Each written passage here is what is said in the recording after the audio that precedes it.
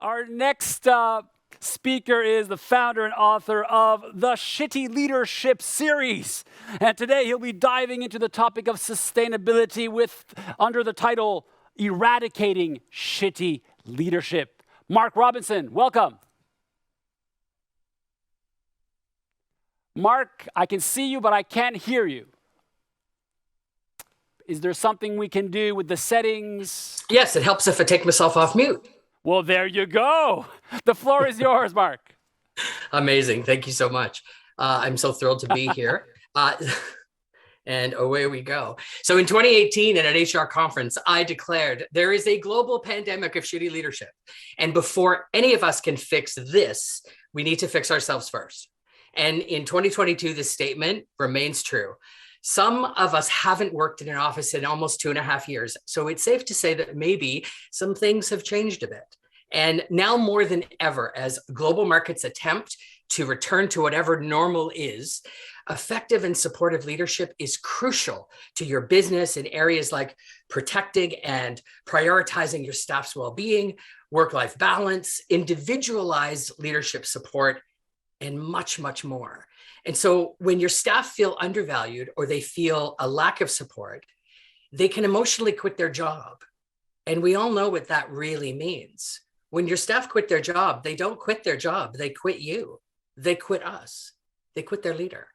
And so do you have the courage to look at what is this concept of shitty leadership? And so before I go into any part of this, I need to do a disclaimer.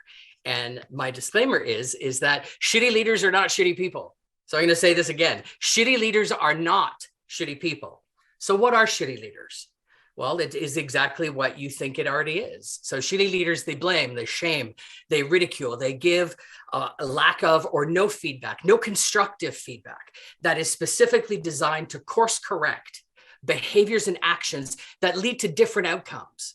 They have an insatiable need to be right and forego any concept of workplace kindness. So I'm going to rhyme off my list here. So shitty leaders don't create safe workspaces. They close career doors. They don't support scalability and growth. They don't defend you or have your back. They don't inspire you to reach higher and aim for more. They don't forgive when errors are made, and they certainly don't lead by example.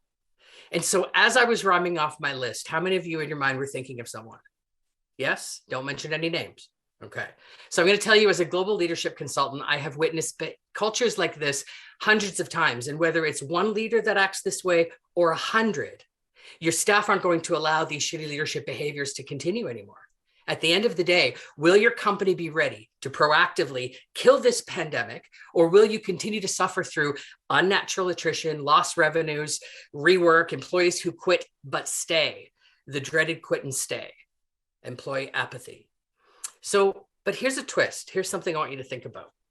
So what if, just what if, the leaders who are demonstrating these shitty leadership type behaviors the most, what if they don't realize they are? What if this is completely unknown? So is it possible that this silent culture killer is kind of an unknown or unspoken entity? So I can tell you many don't realize when they're demonstrating shitty leadership behaviors. So let's find out today if you can recognize any of this as well. And so as we progress, I'm going to share with you not only the antidote that's going to help eradicate shitty leadership behaviors potentially in your current workplace, but once and for all, I'm going to also help you uncover whether or not you're currently part of the antidote or part of the contagion. And so folks, I can't tell you how humbly grateful I am to be here today. My name is Mark Robinson, and I am the author of 3 best-selling books in the Shitty Leadership series. I am a global leadership consultant. I am also a proud member of the LGBTQI plus community. I am a dad, a father, a grandpa, a fiance, a pug owner, as you can see, and also a guy that's lost about 400 pounds, which is about 180 kilos if you need the math conversion. So I know a little bit or two about changing yourself anyway. I also publicly declare that I am a reformed shitty leader. So I'm not talking at you, I'm talking to you. And today I'm going to share with you my confessions of a reformed shitty leader. So let's get to it. In 2017, I conducted book research where my hypothesis was, without any context, what is their reaction to the term shitty leadership? So I randomly picked a bunch of people, and all I did was say, hey, what do you think of this? So 6 months, 500 people of all ages, genders, and ethnicities, varying leadership levels and backgrounds, all pretty much said the same thing. And it was one of these: oh my gosh, I need a copy of that book for my current boss. Or it was, oh, I need a copy of that for all of my past bosses. Or, oh, I love it. And then they'd hand me a list of who to send it anonymously to. Please send this book to 27 anonymous names. I'm like, revenge marketing wasn't really part of my plan, but I get the point. The interesting part here for me was that not one person said out of 500, oh, maybe I need a copy of that for me. And that was extremely eye-opening. So everyone could instantly relate to the concept of shitty leadership without any context provided, and instantly could even reflect on someone that they were imagining demonstrated the behaviors of what we hadn't shared any context on. And so they perceived that this was something that was external. It's not something that happens. It's something that happens to them. It's not something they do. And so I needed more. And so in a recent court survey, 75% of the leaders, these are leaders, said their direct boss is the main reason for their largest amount of stressors at work, yet 59% of those same people don't quit or resign. So what if your leadership is currently part of that 75%? These behaviors, I can tell you, drive billions of corporate rework, lost revenue, and it supports and creates a toxic culture when your good staff can't take it anymore. So they leave, some quit and stay. But this pandemic we're talking about ensues. So about halfway through my research, I called on my courage and I thought, okay, I'm going to mix this up. So what can I do? So I need a little bit more. So I asked a new question. And I asked, so when have you demonstrated shitty leadership behaviors? And 4 things occurred. The first was, what exactly do you mean? So now they wanted context. Now they were asking for a definition, whereas before they could easily identify 1 to 17 people who they believed identified those behaviors. But now we made it about them. They had nothing to say, or they stuttered, or they weren't sure of how to answer. Or it was an instant no. It really sounded more like no. And I know that nervous thing that happens in the back of your throat. So no, and what are you inferring? Or they simply just walked away and the conversation was over, or they fired me. And then within 2 seconds, the conversation started again and they rehired me. And that actually happened twice. So folks, we know that there are many, many, many, many, many world leaders who demonstrate shitty leadership type behaviors all the time. And all we do is simply shake our head in disbelief that this is actually allowed to continue. So here's a challenge for you. So if you're having difficulty digesting the concept of shitty leadership, I want you to reflect on the following. Ask yourself, why are you choosing to feel this way? So I can tell you that in my coaching practice, those who were the most offended were usually the ones who required the most self-reflection to finally admit that they were demonstrating contagion-like behaviors. And there is no shame in making this revelation. I shared my own confessions earlier.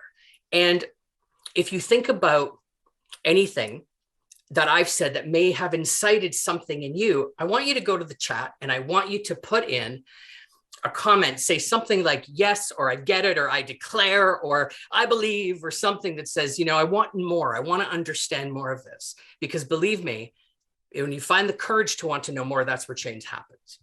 And so when my clients made these revelations, once they digested their own behaviors, many felt remorse for their actions and behaviors. And it's really interesting because we end up doing to ourselves what shitty leaders do to others when we make the connection that we may be spreading contagion-like behaviors.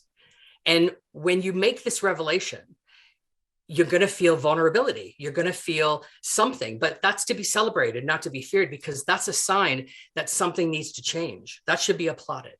And so the antidote for shitty leadership is, we could spend months and weeks talking about it, but in the interest of time, here are your 5 top things that you can do to eradicate shitty leadership in your workplace or you. First one, self-reflection. Are you self-aware enough to know you're self-aware? Do you choose to be right or kind? Do you choose to make counterproductive emotional connections? Is your leadership outputs for you or for them? It is no longer about you. It is always about them. So start catching your staff doing things right. Where is your power of choice? And are you taking full accountability for every thought, action, and behavior? Eleanor Roosevelt said it best. No one makes you feel inferior without your consent. Think about that. Stop saying, you made me feel. It's about you. You choose to feel and think what you do. So own it. And then in your next one-on-one with your staff, ask 2 questions. How do you like to be led, and how do you like to receive feedback?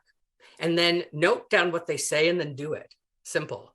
Because that's building the rapport. If you have 15 teammates, direct reports, people you support, that could mean 15 different leadership styles, because it's not about you, it's about them. So give them what they need. And then you own your frequency by finding it. Frequency awareness, ownership, maintenance helps you identify what triggers you off that path to demonstrate shitty behaviors. So imagine if you forward think, imagine a culture that forward thinks how they're going to react to something before they do. That's ownership. And then finally, show your authentic self.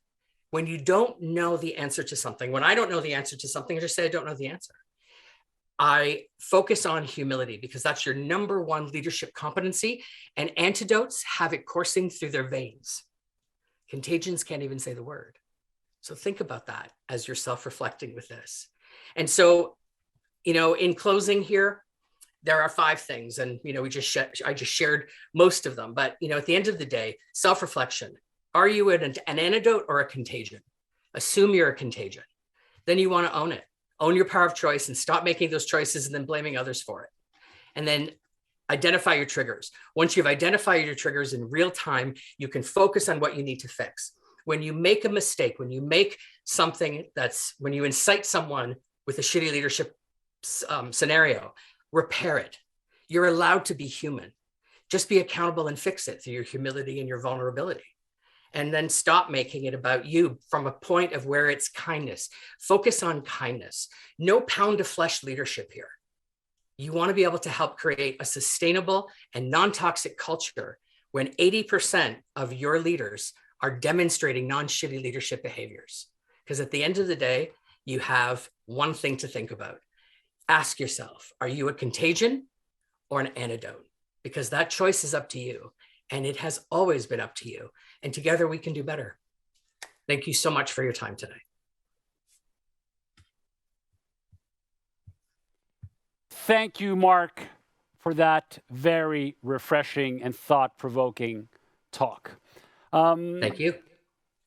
Mark, it seems that we've all experienced bad leadership. It seems that we have done a very poor job as a society in producing leaders, since there was so much complaining about and so much stress around poor leadership, or shitty leadership, as you call it. Is there something we should be aware of, and why people sometimes choose shitty leaders? One name comes to mind, Vladimir Putin. For example, is there something, mystically attractive to a shitty leader that makes us want to choose one and follow one until they drive us into stress? Absolutely. And I think it's a great question, and it's a very eye-opening thought process. And so for anybody that's made a connection with shitty leadership today that might be thinking of themselves, think about a new leader that's first in line in their first leadership role. So they come in and they start to see all these different things where people are shaming, blaming, there's a lot of behind the scenes conversation. People feel like they can't be authentic. So what I've seen is that you want to be able to hit the newest leaders first, because incompetency breeds incompetency, right? And so people will mirror what they're not used to, what they're used to. So if a new leader comes in and all they see is shitty leadership, they don't necessarily label it that. But if all they see is that, then they're going to emulate that, because silence is consent. They're going to think that's the right way to do it. Well, that's how we do things here. And so they'll continue that. So when someone comes in and tries to break up that, create a revolution and say, well, maybe there's a better way to do it. How many of your great staff have left? How many people are completely in apathy? And how much more could you be doing? How much have you lost from a return on investment with rework? So when you look at the financials and you look at the current leadership quotient and you look at the overall goal, if you start to focus on leaders before they get those shitty leadership behaviors, before they start emulating those, you can start to have them be the catalyst for change. And then that's going to impact your culture big time. Thank you so very much, Mark, for sharing your insights with us. Thank you very much. My pleasure. Thank you all.